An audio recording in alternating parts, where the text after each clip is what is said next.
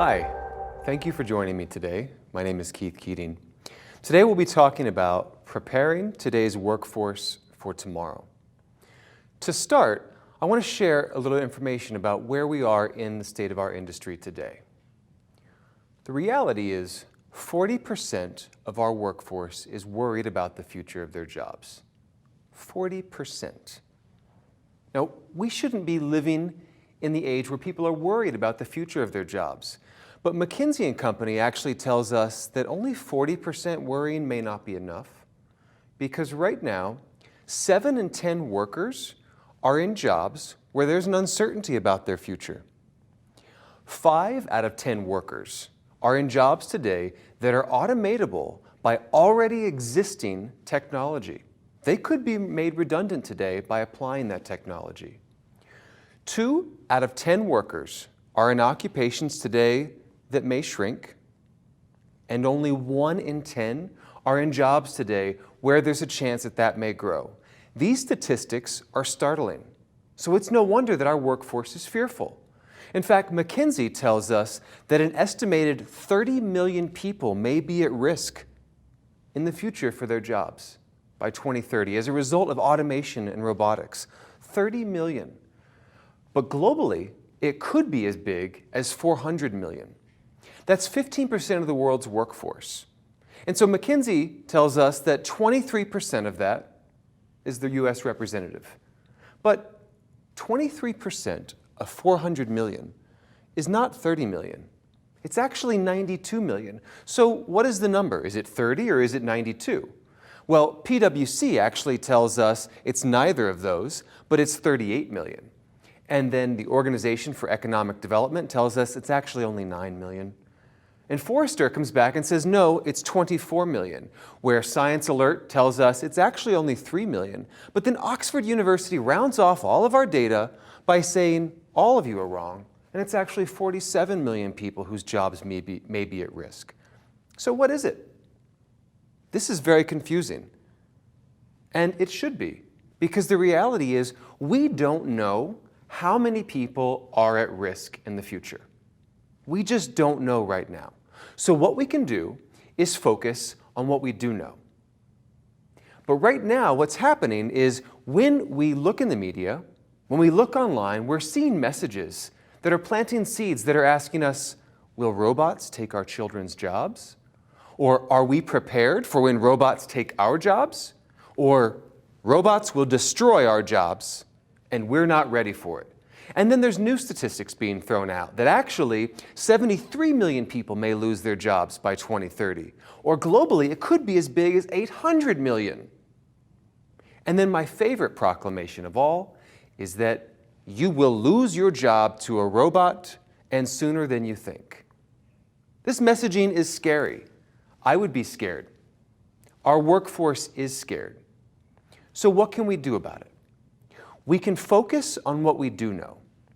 And what we do know is that automation has a global reach that is transforming economies and the workforce today. This is happening right now, not in the future.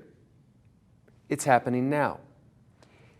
We can recognize that these type of changes are not new.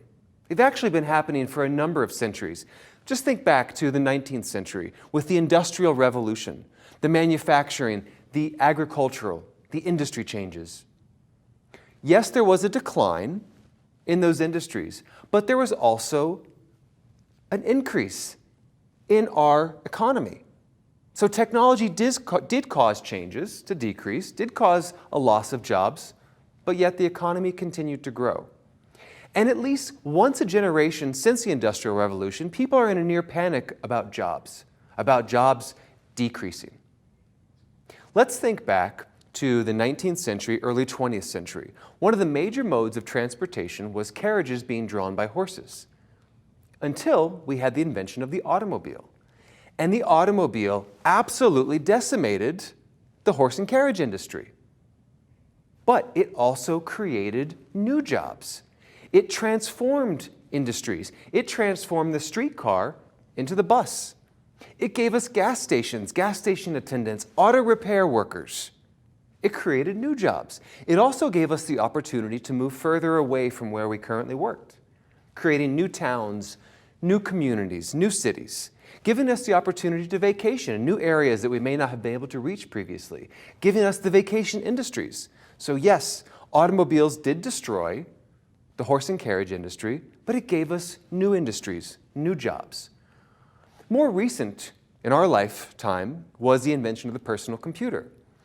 It did destroy about 3.5 million jobs, but it also created over 19 million jobs. And so if my math is correct, that's a surplus of over 15 million jobs, accounting for 10% of the workforce at one point, growing each year. It also gave us the internet, which has given us more jobs, jobs that we could never have even fathomed existing previously. For example, now you could be a professional video game player, or you could be a social media influencer, or for those of you who love cats, you could be a YouTube cat video analyzer, all which are real jobs that we wouldn't have fathomed existed before the invention of the internet. So yes, technology does cause some destruction. It does destroy jobs, but more importantly, it creates jobs, new jobs. And so what we need to be focusing on is the shift in those jobs that it does change. And so researchers have taken a look at over 2,000 work activities across 800 occupations, and they've been able to identify there is a certain subset of work activities where the demand will shift. We know this. Now, personally, I'm looking forward to automation taking over some of my tasks. Think about those mundane activities that you do, the ones where you think to yourself, this is a waste of my time. Automation is going to give you back that time. So then you can focus on applying that time to different work skills. So automation, yes, will decrease some demand activity, but it will also increase demand activity. Now, what we need to pay attention to is there will be an area where the demand decrease is greater than the demand increase. And the activities with the highest potential for automation can be categorized in collecting data, processing data, and predictable physical activities. Those activities where we can predict. These are the areas that we need to be focusing on. So when we take this information and we apply it to jobs that exist today, what we can uncover is there are two categories of jobs. There are jobs where in the future the demand will increase. Those are teachers, social workers, engineers. And then there are those that have the highest decrease in future demand, like retail sales, laborers, financial clerks, vehicle operators. And this is the area we need to focus on because in the US, we have over 25 million people currently employed in these roles. So there is a cause for concern, but not yet an alarm, because we can start planning today. Because it's happening today. Just take a look at the tool and die worker who's being replaced by the 3D robot. Or we have the customer service representatives who are being replaced by chatbots or IBM's Watson. We have forklift drivers that are being replaced by robots. And we no longer have to go into a bank to deposit a check. We can do that right from our phone. So this is happening now. And there's a lot of unknowns, but what again we can focus on is what we do know. And what we do know is that there will be jobs lost. There are jobs lost today. Could be as great as 15%, as McKinsey is estimating. Could be less. But we know there will be jobs lost. We also know that there will be jobs changed, like the streetcar to the bus. For all those activities where the demand may decrease for us, we can now take that time and apply it to those more skilled activities. So our jobs will change. We'll be working closer with robotics, with automation. But most importantly, jobs will be gained. And it could be as great as up to 30%, significantly offsetting the percentage that's lost. If we just look at history and we look at the Industrial Revolution or agricultural manufacturing or the automobile or technology, we see that yes, there were jobs that were destroyed, but there were also many, many, many jobs that were gained. And this is the message we need to be focusing on. Now, there are other forces that are at play that are going to impact our workforce in the future, such as the demographic shift. with the size and the age of our world's population, or rapid urbanization with people moving into the cities, or global economic power shift between developed and developing countries, or resource scarcity and climate change between the depleting fossil fuels and the rising sea levels. These are also going to impact our future workforce, but we don't hear about these today. What you hear about is robots and automation are destroying our jobs. And the reason for that is fear sells. Clickbait works.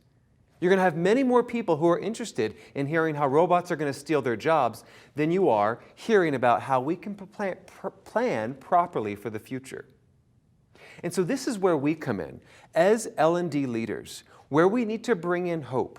We need to change the conversation, and we need to start creating a plan of action for our workforce.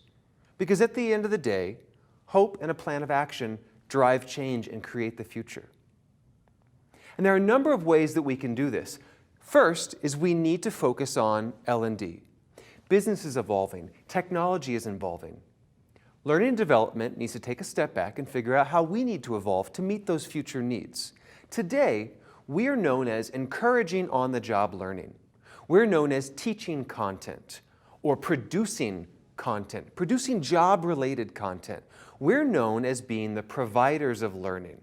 Some even call us the owners of learning, putting that accountability on us.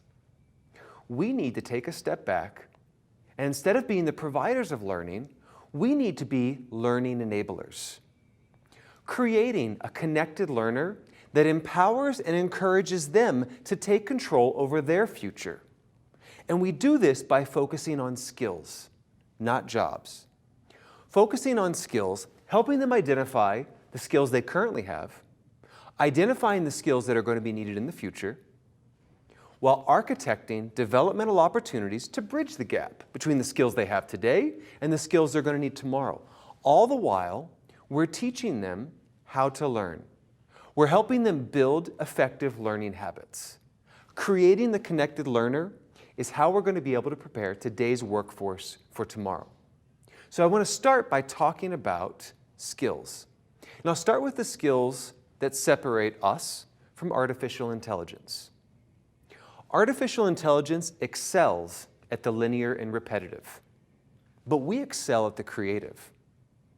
AI is strong in problem identification, but we're stronger in solving complex problems. AI provides information and content, but we find meaning in that information. And in the future, AI will be leading the machine industries. And that's okay, because we're going to be leading the people. And that's what we need to be focusing on, the skills that separate us from artificial intelligence and robotics, the human skills, the higher order cognitive skills, the ones that allow us to connect with our learners, our patients, our customers, and have empathy and interpersonal skills and relationships, the skills that allow us to solve those complex problems beyond the linear, where robotics and automation stops.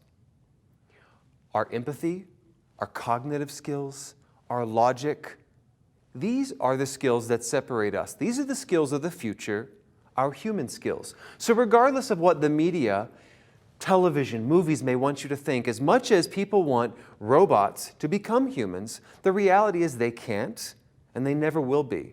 And that's the advantage that we have by focusing on these skills. And we start by having conversations with our workforce today about these higher order cognitive skills. And we can do that by using tools like a skills barometer to help us identify where our workforce currently is in these skill sets, and also identify the skills they're interested in developing further. We can then take this and turn it into a skills heat map. So we can identify the gaps that we have and start developing employees to fill those gaps. Now, another important skill set that I learned early on in my career was transferable skills. And this is something I have carried with me and taken forth, and I try to share this with everyone in my group, in my department, anybody I talk to about the importance of transferable skills. Because transferable skills are the core set of skills and abilities that you have that can transfer to any industry, any job, any line of business. Understanding the concept of transferable skills is empowering to our workforce and will help them recognize that they have skills that can follow them anywhere they go, that can help close the gap and close that fear of not knowing if they're going to have a job in the future. Beyond transferable skills, we need to also be looking at how to identify the future skills that are going to be needed. And there are a couple of approaches that we can take. One is to capture ongoing market data to help us predict and prepare for those future skill needs. Now, one approach you could follow that's similar or being used by DXC Technology, they're gathering predictive data through supervised machine learning by analyzing job boards and publications and industry information, while also using a keyword search for business parameters, around those keyword business parameters. And then they're having data scientists take that information and apply statistical theory to help identify the future skills that are needed. Now, for the majority of us, we don't have access to data scientists or supervised machine learning. So what we can do is we can turn to industry research firms like Gartner, Forrester, Burson, McKinsey Global Institute, and we can use the data that they're uncovering for us about those future skill needs. So looking external is important and valuable, but we could also look internal to our business, to our customers.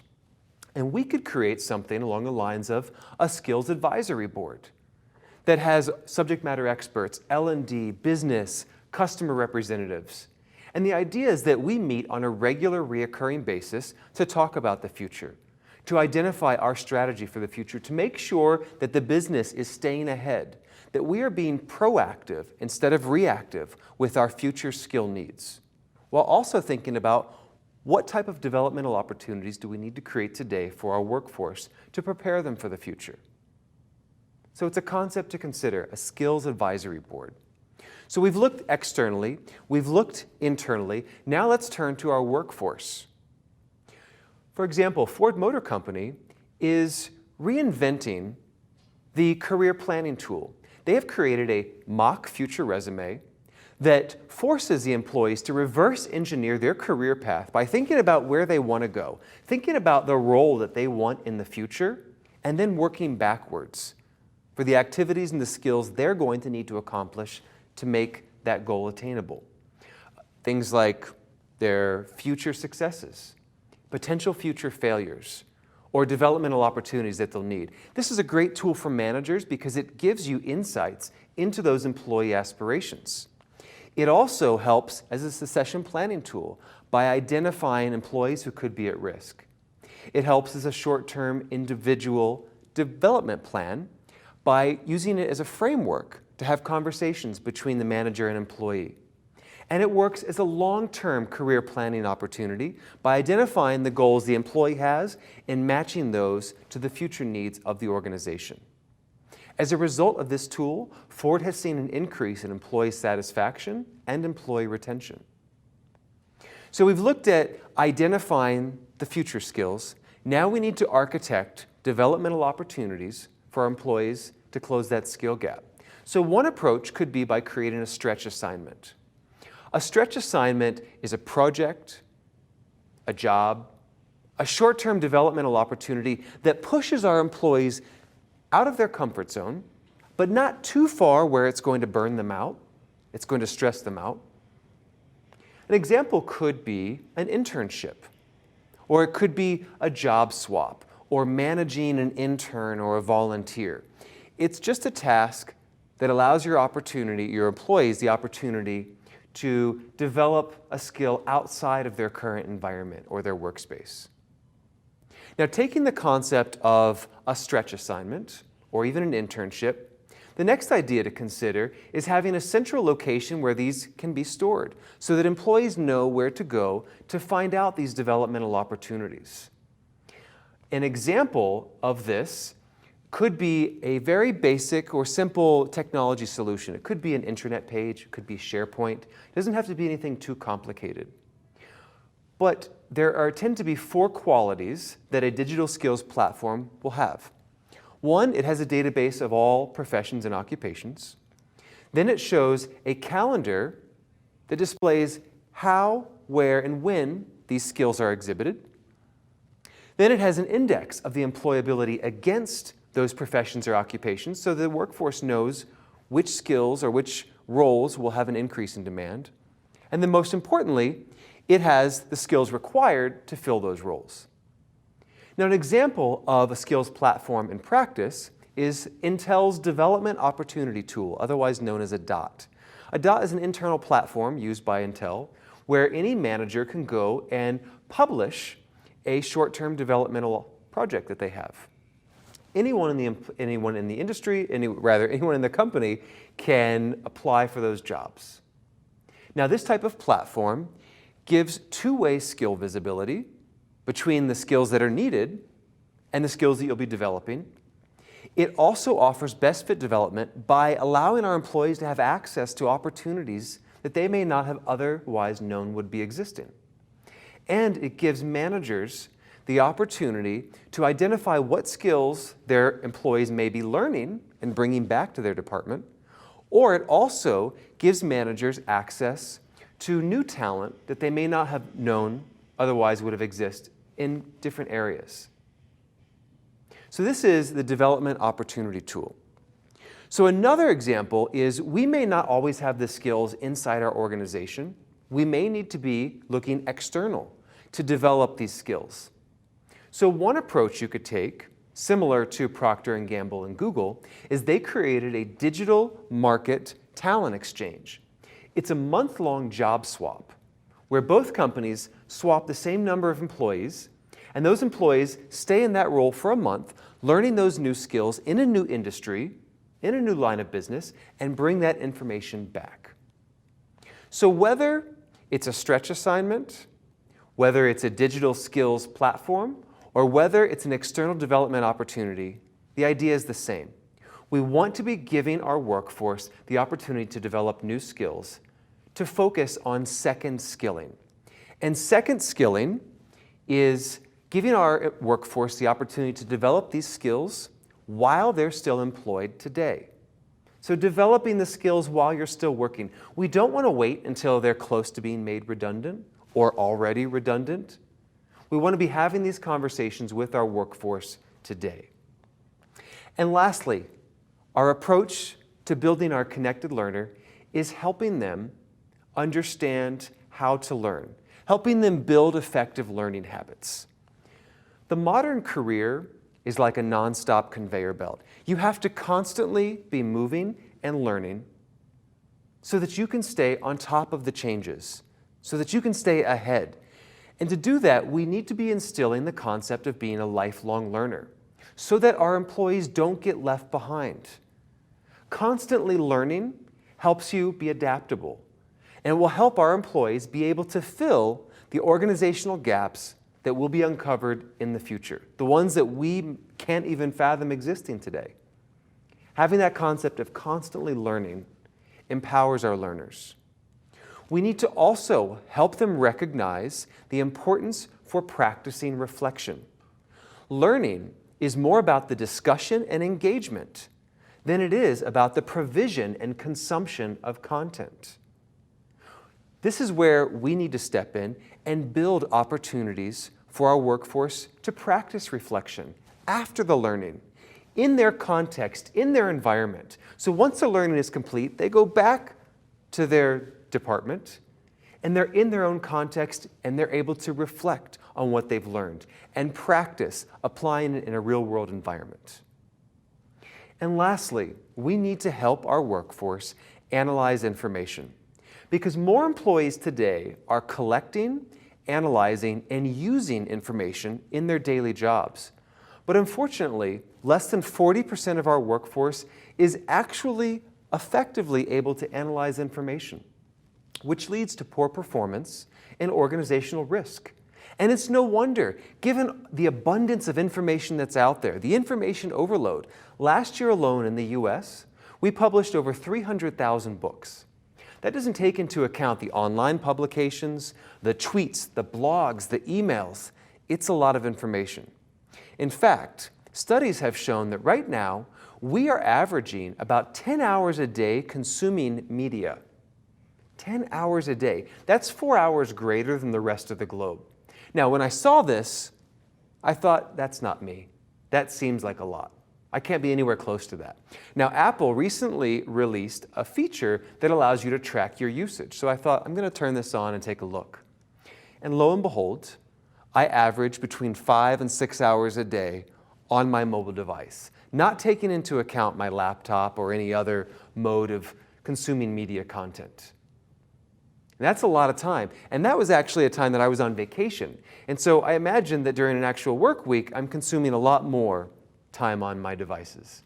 And then on top of this, in learning and development, we're asking ourselves the question, how can we build training materials rapidly enough to catch up with the pace of organizational change? How can we build materials rapidly enough? The answer is we can't. And we shouldn't. Why should we be creating all of the content when there's so much content that already exists? Instead of us creating it, why don't we focus on curating the content? Let's help our workforce by identifying the information that they need and giving them easy access to the right information in a format that works for them so that they can effectively analyze that information, knowing which area they should be focusing on. So whether it's giving them the concept of being a lifelong learner, or the importance of practicing reflection, or helping them analyze information by curating the content. The idea is simple. We want to be helping our employees build effective learning habits. At the end of the day, our focus is to create the connected learner. That's how we're going to help our workforce of the 20-some million people who may be at risk, who aren't aware of the transferable skills that they have, who aren't aware of the possibilities of what they can be in the future. We can help them create a plan in the future so that they feel more secure, so that they're not worrying about that future. And we do that by evolving from being providers of learning to being learning enablers, helping our employees help themselves. The reality is there is work for people today. There will be work for people tomorrow in the future of automation. So let's change the conversation. Instead of talking about the fear and the worry that robots will take our jobs, let's change it from humans versus machines to humans and the machines. Our future blended workforce. This is how we're going to be able to impact today's workforce for tomorrow. Thank you for joining me today.